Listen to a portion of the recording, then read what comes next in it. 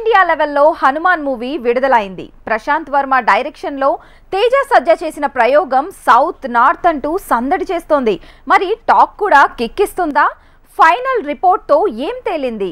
Just watch it. Teja Sajja, Amrita Iyer, Varalakshmi Sarath Kumar, Vinay Rai, సముద్రఖనితో ప్రశాంత్ వర్మ తీసిన movie Hanuman. Teaser తోనే సౌత్ నార్త్ అంతటా అటెన్షన్ లాక్కున్న ఈ మూవీ ఇప్పుడు థియేటర్స్ లో సందడి చేస్తోంది. పాన్ ఇండియా లెవెల్లో విడుదలైంది. ఊళ్ళో ఆకతాయిగా తిరిగే హీరో, తనని కనురెప్పలా కాపాడుకునే అంజక్క. ఇంతలో హీరో ప్రేయసిని ఇబ్బంది పెట్టే బ్యాచ్ వాళ్లతో గొడవకు దిగాక అనుకోకుండా అతీంద్రియ శక్తులు సంపాదించడం జరుగుతుంది. కట్ చేస్తే సూపర్ హీరో అవ్వాలనే కోరికతో కన్నవాళ్లనే కడతేర్చే విలన్, తన ఆట కట్టించేందుకు రంగంలోకి దిగిన హీరో. ఈ కాన్సెప్ట్తోనే వచ్చింది హనుమాన్. గతంలో ఎన్టీఆర్, సూపర్ మ్యాన్ వచ్చిన మన ఇతిహాసాల పరంగా మొదటి సూపర్ హీరో మూవీ అంటే హనుమానే. మామూలుగా సూపర్ హీరోల కథలకుండే రొటీన్ టెంప్లేటే ఇందులో కనిపిస్తుంది. కాకపోతే హనుమంతుడి ప్రస్తావనే గూస్ బంప్స్ తెప్పించేలా ఉండే.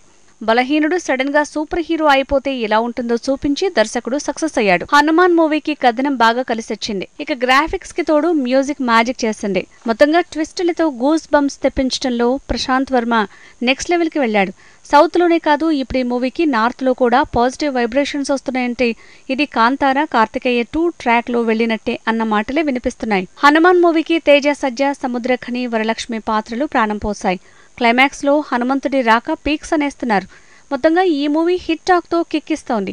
బాక్సాఫీస్ షేక్ అయ్యేలా ఉంది.